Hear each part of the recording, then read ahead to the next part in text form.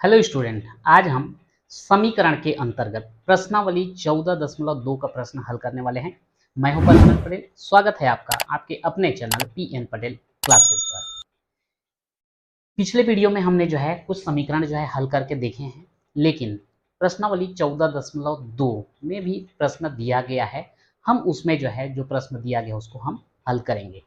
यहाँ पर प्रश्नावली में जो प्रश्न दिया गया है, यहाँ पे कुछ इजी क्वेश्चन दिए गए हैं। अभ्यास 1 में हम इससे थोड़ा सा एक स्टेप आगे वाला प्रश्न हल कर चुके हैं। फिर भी हम देखते हैं यहाँ पर प्रश्नावली में जो भी प्रश्न दिया है, हम सभी प्रश्नों को हल करेंगे। यहाँ पे दिया गया है निम्नलिखित समीकरणों को हल कीजिए।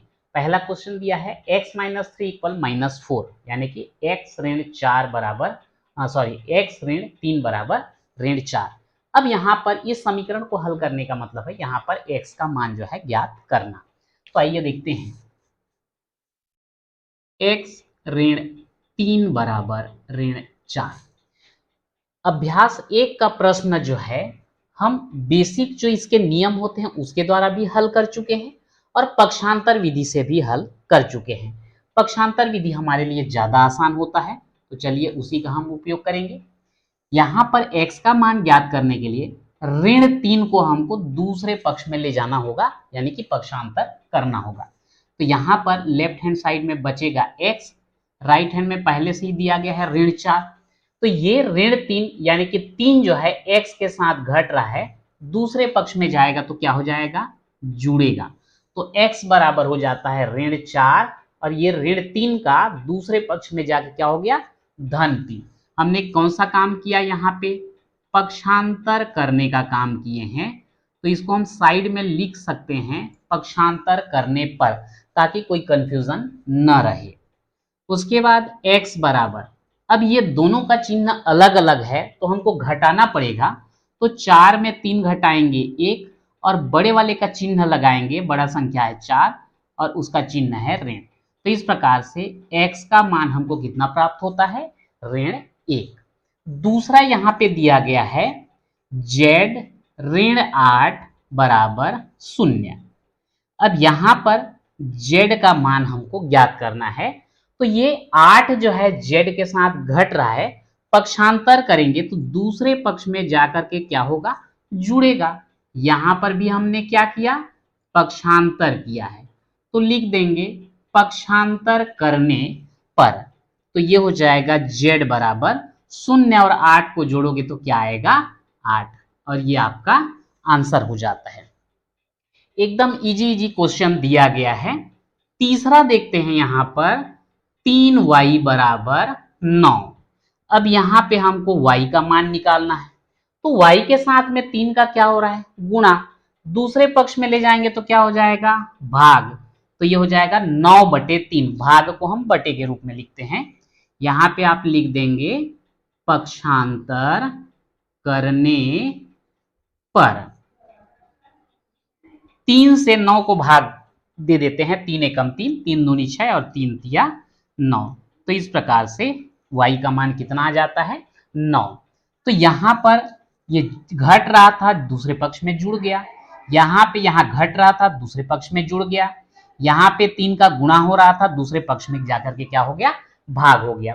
तो ये पक्षांतर के नियम में हम देख चुके हैं कि अगर एक पक्ष में जुड़ रहा है तो दूसरे पक्ष में जाकर के घटेगा, एक पक्ष में घट रहा है तो दूसरे पक्ष में जुड़ेगा, एक पक्ष में गुणा हो रहा है तो दूसरे पक्ष में भाग होगा, और एक पक्ष में अगर भाग हो रहा है तो दूसरे पक्ष में जाके गुणा होगा।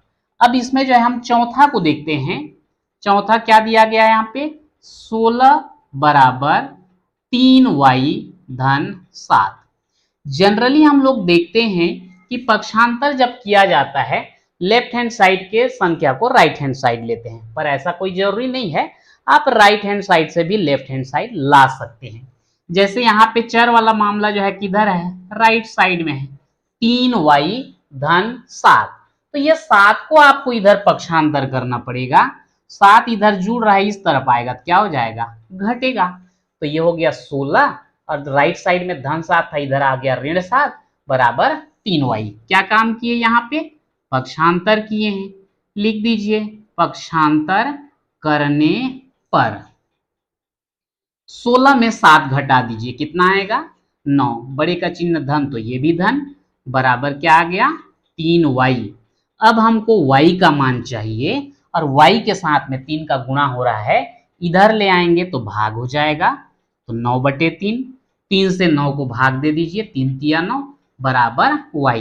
लेकिन हमको y का मान चाहिए था, इसलिए या करके y बराबर कितना लिख दिए 3, और यह आपका जो है आंसर हो जाता है। ठीक, इसी प्रकार जो है इसका अगर हम पांचवा देखें, 5 धन x/3 बराबर 7। अब इस क्वेश्चन में देखते हैं, यहां पर जो है बटे यानी कि भाग भी है और इसके साथ जोड़ना भी है। ठीक है, कोई भी रहे कोई दिक्कत नहीं, आप नियम के अनुसार जो है चलते जाएं, कोई दिक्कत नहीं होगा।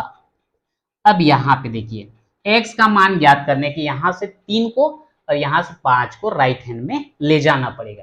तो पहले आप 5 को ही ले जाइए, तो ये हो जाएगा x/3 बराबर 7, और यहाँ पे सामने धन है, उधर जाकर ऋण हो जाएगा। क्या किए भाई, यहाँ पे पक्षांतर किए हैं, लिख दीजिएगा पक्षांतर करने पर। तो x/3 बराबर 7 में 5 घटा दें 2। अब इसके बाद हमको चाहिए x का मान, तो x के साथ 3 का क्या है भाग, दूसरे पक्ष में ले जाएंगे तो क्या हो जाएगा गुणा, तो 3 गुणित 2। तो इस प्रकार से x का मान 3 दूनी 6, और ये आपका आंसर हो जाता है। ठीक, इसी प्रकार एक क्वेश्चन और है, 9z ऋण 7 बराबर 14। मेरे ख्याल से जो है आपको समझ में आ गया होगा किस तरीके से हम समीकरण हल करते हैं। यदि आपको समझ में आ रहा है तो हमारे वीडियो को लाइक जरूर कीजिएगा, शेयर कीजिएगा, ताकि बाकी लोगों के पास भी एक वीडियो पहुंच सके, ज़्यादा से ज़्यादा लोग जो है इसका लाभ ले सकें। हाँ, और अगर वीडियो पे पहली बार है तो सब्सक्राइब जरूर कर लेंगे। अब यहाँ पर देखते हैं 9z ऋण 7 बराबर कितना है 14। तो आप 9z को लेफ्ट हैंड में रहन दो, ऋण 7 को राइट हैंड में ले जाओ, तो 14 ऋण 7 का उधर क्या हो जाएगा धन 7 हो जाएगा। 7 को हमने क्या किया है पक्षांतर किया है, तो लिख देंगे पक्षांतर करने पर। इस प्रकार से 9z बराबर 14 और 7 को जोड़ दीजिए, कितना आ जाएगा 21। अब z का मान चाहिए, z के साथ 9 का गुणा है, दूसरे तरफ ले जाएंगे तो क्या हो जाएगा भाग हो जाएगा, घटा दीजिए, 3 तिया 9, 3 सत्ते 21। तो इस प्रकार से z का मान कितना आ गया 7/3, और ये आपका आंसर हो जाता है। तो इस प्रकार से बड़े आसानी से जो है आप समीकरण को जो है हल कर सकते हैं। अगला क्वेश्चन देखते हैं, निम्नलिखित समीकरणों को हल कीजिए एवं अपने उत्तर की जांच कीजिए। समीकरण हल करना लगभग सब एक ही जैसा है, लेकिन एक स्टेप जुड़ गया है, यहाँ पर जो है उत्तर की जांच भी करना है। ये भी हमने अभ्यास वाले प्रश्न में जो है देख चुके हैं, फिर भी यहाँ पर हम देखते हैं। पहला क्वेश्चन है 3 गुणित 2 धन x बराबर 12। यहाँ पे अक्सर ये कंफ्यूजन होता है कि 3 और यहाँ कोष्टक के बीच में कोई भी चिन्ह नहीं है, तो कंफ्यूज रहते हैं कि यहाँ चिन्ह क्या होगा। तो यहाँ पर इन दोनों के बीच कुछ भी चिन्ह नहीं है, यानी कि गुणा है। और ये भी ध्यान रखना है कि ये कोष्टक जहां तक लगा है वो पूरे के साथ गुणा होगा, मतलब 3 का गुणा 2 के साथ भी होगा, 3 का गुणा x के साथ भी होगा। तो हम इसको लिख सकते हैं 3 गुणित 2 धन 3 गुणित x बराबर 12। चाहते तो हम डायरेक्ट लिख सकते थे 3 दूनी 6, और 3 और x का गुणा हो जाएगा 3x बराबर 12। अब यहाँ पर जो है देखिए x का मान ज्ञात करना है, तो 6 और 3 को हमको पक्षांतर करना पड़ेगा। तो पहले किसको पक्षांतर करेंगे 6 के सामने क्या है धन, यानी कि जुड़ रहा है, दूसरे तरफ जा क्या होगा घटेगा, तो इधर हो जाएगा 12 ऋण 6। तो इधर क्या बच गया भाई केवल 3x बचा। क्या काम किए हुआ पक्षांतर किए हैं, तो लिख देंगे यहाँ पर पक्षांतर करने पर। ये हो जाएगा 3x बराबर 12 में 6 घटाएंगे तो कितना आएगा 6। अब यहाँ पे हमको x का मान ज्ञात करना है, तो x के साथ 3 का गुणा है, दूसरे तरफ ले जाएंगे तो हो जाएगा भाग, और x बराबर 3 से 6 को भाग दोगे, 3 एकम 3 और 3 दूनी 6, तो ये आपका x बराबर 2 जो आया, यही हमारा आंसर है। ये हमारा समीकरण हल हो गया। लेकिन हमको बोला गया है उत्तर की जांच, तो उत्तर की जांच करने के लिए हम करते क्या हैं, जो भी मान हमको यहाँ पर प्राप्त हुआ है, जैसे x का मान 2 आया है, इसको समीकरण के लेफ्ट हैंड और राइट हैंड दोनों में रख के हम चेक करते हैं कि बराबर आ रहा है या नहीं।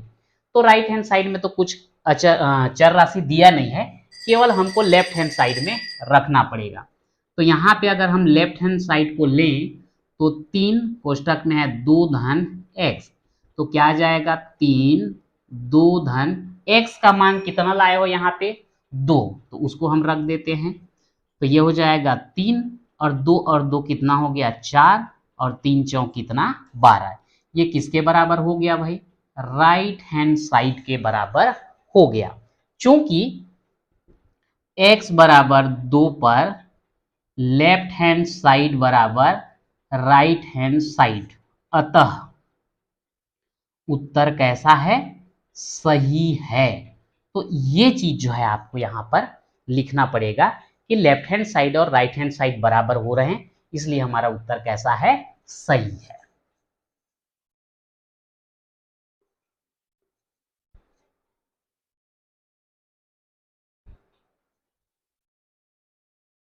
इसी में जो है अगला क्वेश्चन हम देखते हैं।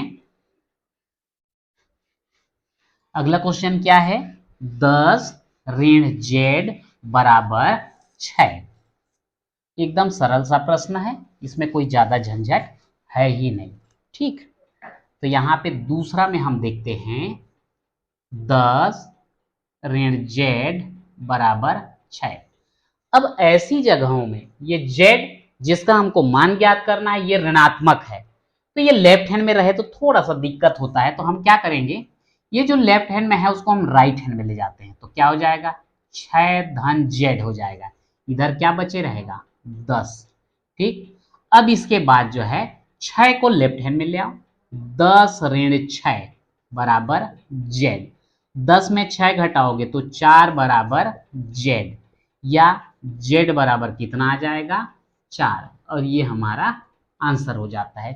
तो जिसमें आपको सुविधा हो, ये ऋणात्मक है आपको थोड़ा सा सहज महसूस होगा, तो आप उसको राइट हैंड में ले जाइए, जितने भी अचर हैं उनको जो है लेफ्ट हैंड में ले आइए, एक ही मतलब है।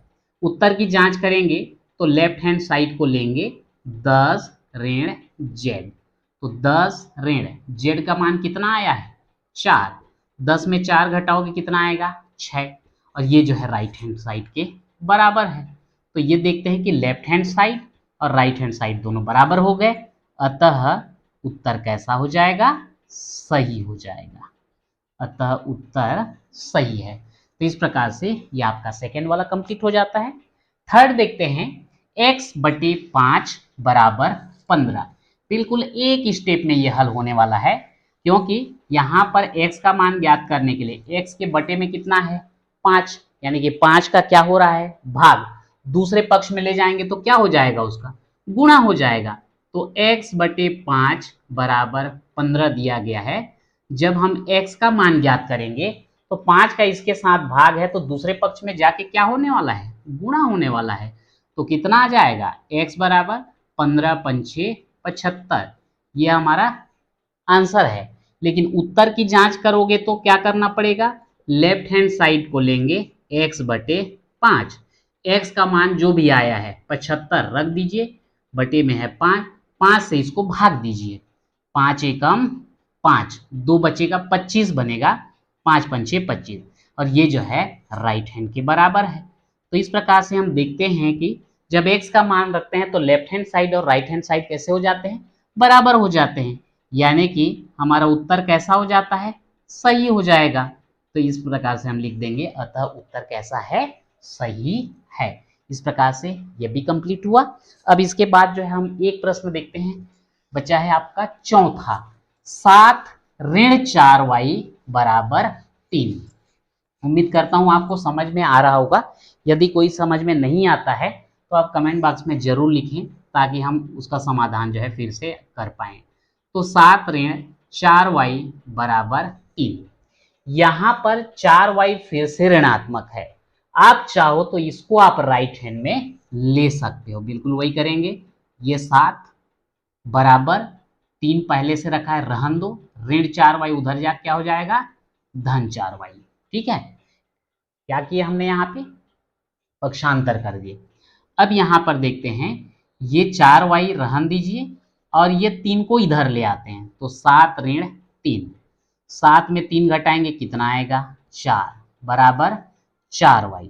अब y के साथ 4 का क्या है, गुणा, इधर लाएंगे तो क्या हो जाएगा, भाग, 4 से 4 को भाग देंगे, 4 एकम 4 बराबर y, या y बराबर कितना आ जाएगा, 1, और यही आपका क्या हो जाता है, आंसर हो जाता है। तो इस प्रकार से यह आपका आंसर हो गया। उत्तर की जांच अगर हम करें तो लेफ्ट हैंड साइड 7 ऋण 4y, मान को रख दीजिए 7 ऋण 4 और y का मान कितना है, 1। तो इस प्रकार से 7 और 4 में 1 गुणा करेंगे 4, 7 में 4 घटा दीजिए 3, किसके बराबर हो गया, राइट हैंड साइड के बराबर हो गया। अतः उत्तर कैसा हो गया, सही। ठीक, तो इस प्रकार से हम देखते हैं कि हम इस प्रश्नावली में जो है समीकरण भी हल किए और उत्तर की जांच भी कर लिए। तो आज के वीडियो में इतना ही, मिलते हैं नेक्स्ट वीडियो में।